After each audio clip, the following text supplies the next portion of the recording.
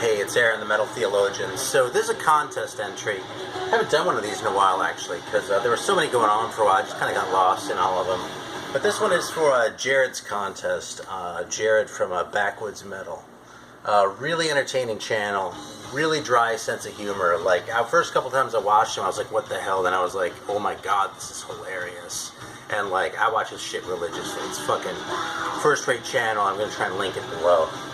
Which means I'm going to try to remember to link it below. It's not like linking it is the issue. It's like my memory is the issue. But anyway, he's doing a contest, which is the Sloppy Seconds contest, as he calls it. And that's where you have to pick records by bands where the second record was a lot worse than the first one. And it's funny because I always go for the first record, you know, but I had a really hard time with this one because so many of the records I have were either one and done, or else they had subsequent records that were really good, or actually even better than the original ones. So it was weird going through it, because even though I gravitate towards debuts, you know, it was just, I don't know, when I was actually on the spot with that, I had trouble with it. But I found some shit. I think he said 5, but I didn't even bother counting, so I don't know how many I have, but it's a few.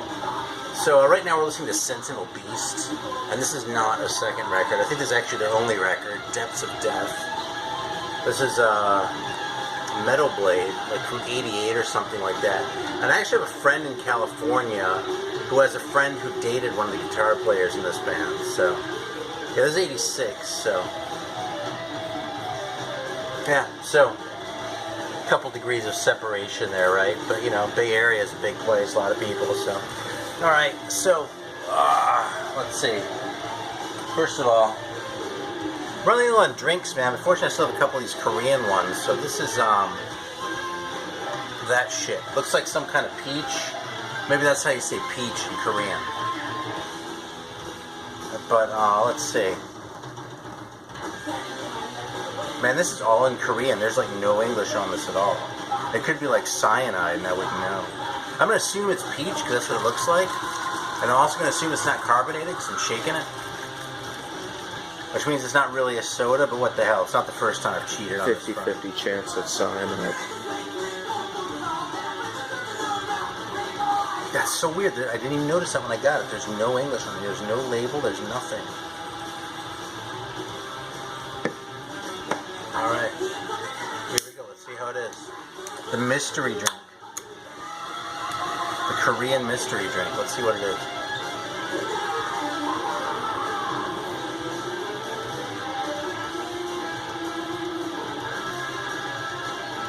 This is really good, man. A little bit tannic, but fundamentally it tastes like fresh peaches. You want to try it? Mm.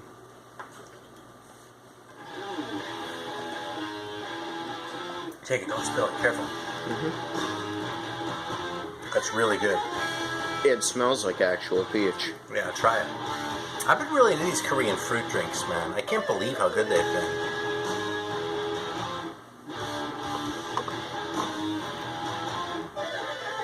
That kind of blows me away. Yeah, you like it? I just wish these things were bigger, man. I could swill like a liter of this. This is like 240 milliliters. You know what I think is the most interesting about those? Huh. About that specifically? All these Korean sodas we've been having lately, all these Korean sodas we've been having lately, they've really been tasting like the actual fruits they replicate. Yeah. It's really impressive. This one actually, I think though, it nails the aftertaste. Yeah, I it think does. none of the other sodas have actually made like my mouth feel peachy, like this one has. What a funny thing to say. Made me feel peachy, but not in the same way. Alright, so I'm going to start off with an easy one here, okay? So these are second records that are not as good as the debuts, okay? And this one is a little bit iffy, really. It's a little bit of a cheat because the first Accept record wasn't really like full-on Accept either, right? But this record was a pretty big step down. You know, it's not terrible, it's just not that great. And it's really not that great just because the songs aren't that great, which is kind of a shame. Like, I'm a Rebel is kind of cool. That sort of anthem thing going. But the first one just had better songs. This one was kind of didn't have as good songs. Then with Breaker on the third one, and that was really the Accept sound. And early too, man. I mean, this is 80. That one was 81, so by 81 it was already like fully formed, but not quite yet on this record. And I love that it's on Brain, by the way. So that's my first pick. This is another one, sort of a cheat here next, okay? I have the Ostrogoth, and this is actually the first full length, okay? But Ecstasy and Danger, although this is a very good record, it's nowhere near as good as Full Moon's Eyes. And that's kind of not fair because Full Moon's Eyes, even though it's only a 4-track EP, is just so great. Like, from start to finish, that thing is just fucking fantastic. It would be really hard to meet that standard. But that said, Ostrogoth is a cool band. I like them just fine. But this one was a pretty big step down after that first one. You know, part of what made this whole thing hard was that there's so many examples where a record was a lot worse than the previous one, but still a fantastic record. Like, I could almost have put Slayer in here, you know? I think Show No Mercy is absolutely fantastic.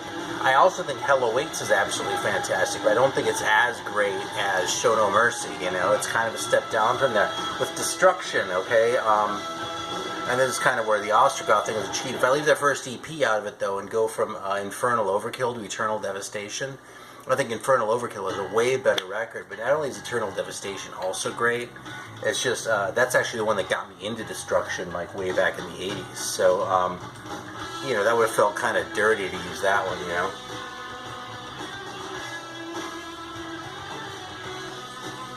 So, yeah, it was hard, man. This one, though, actually wasn't that hard. So maybe when you're expecting to pull out. The second Captain Beyond record is a lot weaker than the first one. The first one is like cool and psychedelic and rockin'. This one kind of has the psyche stuff, but kind of more of a folk vibe, a lot more sort of acoustic guitar, and a lot more, just not as interesting. I want to say something like Up Itself or something like that, but that isn't really true. It's just not as interesting a record, and it's not a bad record by any stretch. Now, this one was definitely more of a creeper for me than the first one, which I liked immediately. But this one did grow on me with time. So Sufficiently Breathless by Captain Beyond is a record that's worth keeping around, and it's a record that's worth listening to from time to time, but it's nowhere near as good as the first one. Here's another one that's actually kind of easy, okay? After the greatness of the first Bang record, this one was really kind of a bummer. Mother and Bow to the King. Again, not a bad record, really. The songs on here are pretty good. It's kind of a classic cover, really, and shit. At least the back is. But that first record was just so fantastic. The first Bang record, just every song on that thing is just fucking this heavy, like, doomy, kind of Sabbathy, like, perfect sounding, like, 70s hard rock record. Like, exactly what you look for in a record like that. And so, you know, there isn't really much of a way that this could have lived up to that, but it didn't. So, yeah. Second Bang record, not really that great. Here's another one, it's almost too easy, really. I actually don't have the record in question, too, because this is a band where I probably never will bother to own the second record. But this first Europe record is fantastic. And this is one of those records where I tell people that, and they're like, no, man, you're fucking with me, bullshit. And then I put it on, and they're like, I can't believe how good this is. This is a really cool record that really has that, like, Scandinavian sound, like that Scandinavian metal sound. This is a reissue from '89 that came out after they got big with, like, the Final Countdown and shit. The original was, like, I want to say 83, 84, somewhere in there, and it had a different cover, too. But this is a fantastic record, and the one after this was just nowhere near the level. And then obviously they went total bullshit with, like, the Final Countdown and that, but for a brief shining moment there, these guys were fantastic, and then they really just pissed it away. Here's another one that's a little bit of an outlier. It's funny because this is actually the first one I thought of when I was going through this, but I don't know if this one's really fair. Okay, so this is In Death of Steve Sylvester by Death SS, and that cover is second to none. I mean, how can you beat that? That cover is so good, you know, and the back is really good too. This was sort of the first record by the reformed Death SS, okay? But the original Death SS had put out a record earlier in the 80s, like 82, 83, 84 or something, which is basically a posthumous record of like all their singles and shit like that they've done up to that point in time. That record is fantastic. Every song is great. They basically split up after that, and then Steve Sylvester reformed the band, and I think all the guys are different. Maybe not quite, but mostly. I guess I could like read the backs of these and figure that out, but anyway, this is more like straight metal. It's not like sort of eccentric and like dark and kind of doesn't have that same sort of doomy vibe with Steve Sylvester's weird vocals the way that the early stuff does. It's actually just fine in its own right. But after that first one, that comp, it's just a big step down as far as like, you know, how sort of timeless and mind-blowingly awesome it is. So this is definitely a band that's well worth investigating. The big lineup change on this, the big notable one is that Paul Chain wasn't with them anymore. He kind of went off and did his own thing after the original split up of Death SS. So, that is what it is. Alright, here are a couple more. This is kind of the one that seems kind of obvious to me. The second Suicide record, compared to the first one, is lame, man. It's not really a bad record, but it just sounds like... Okay, it was produced by Rick Ocasek, and it sounds like it. The first one was like a weird-ass like punk record with just like a synth and a singer. Both of them were kind of out of their trees and had spent too much time in shitty parts of New York. This one kind of sounded like they're trying to put together songs that were a little bit more catchy, a little more danceable even. And it's, you know, it's pretty listenable. It's not a bad record, but after that first one, it's a disappointment. Devo, man. Duty Now for the Future, you know, it's not bad, but this is a great record, and this record is flawed, actually, compared to the 45s that came out before this. So if you've heard those hardcore Devo comps where they were doing, just like with the demo material and that stuff is absolutely amazing. These guys were so fucking weird and just like live up to all sort of the stories you read about. Like, suppose there was a show where they opened for Sun Ra, and like by the time Sun Ra actually came on, like half the audience was gone because they were just so put off by Devo. That was supposed to have been like 75. It's kind of fitting that they'd opened for Sun Ra. Yeah, it kind of is, yeah.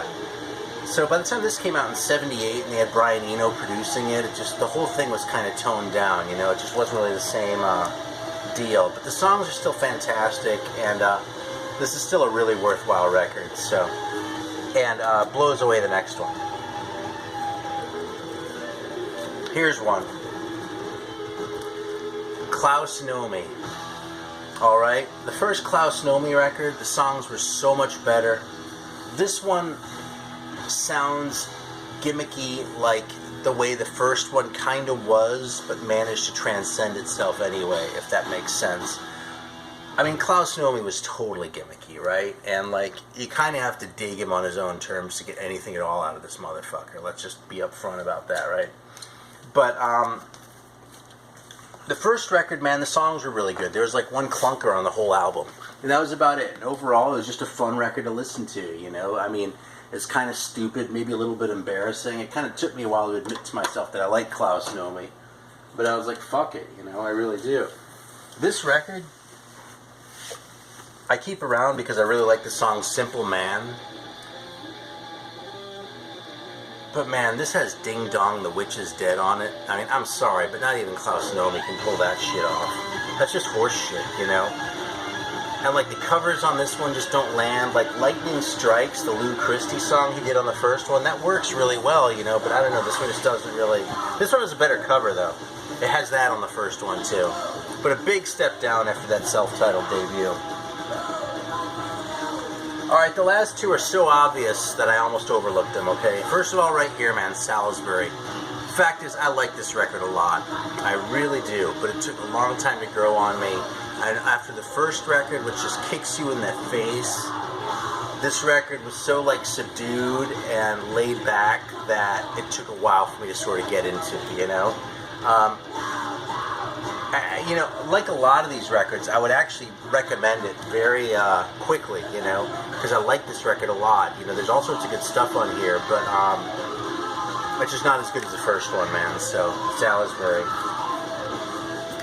And finally, man, this is like the most obvious one of all, and I actually don't have the second one, man, but if you compare Living on Borrowed Time to the White Album by Diamond Head, man, it's a piece of shit. I'm sorry. But that record, it sounds like they're aping Led Zeppelin from start to finish, and it's just kind of depressing. Then they redo some of the songs on here, but wussier, and I don't know, man. I mean, okay, I'm making it sound a little bit worse than it is, okay? Songs like From Heaven or To Heaven from Hell and I'm spacing. There's another one that I remember really stuck out because like them channeling their inner Led Zeppelin to a degree that was just excruciating, you know. But this one just walks that line just fine, you know. It's ballsy, it's rough enough that that it just comes off as heavy, even though it's like 1980.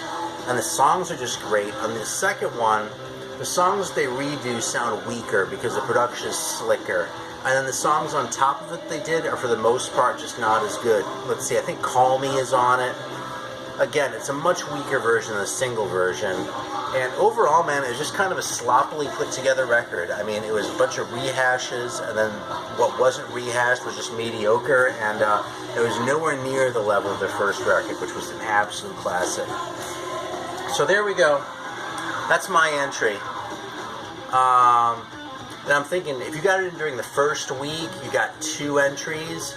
And since I didn't even get it in at all until he extended it for an extra week, I'm thinking maybe I'm going to get half an entry. But that's just fine, because it was a good topic. It challenged me, man. It was harder to do than I thought it would be, and it was fun. So everyone subscribe to Jared.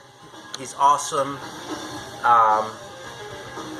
Yeah, man, fucking Jared's a lot of fun to watch. Just fucking trust me. Like, I could try and say things about, but nothing I could say would do his channel justice. So, you just have to watch it. If you don't get it right away, watch a couple videos, because once you dig it, man, it's the fucking funniest thing there is. So, alright, thanks a lot, and see you soon.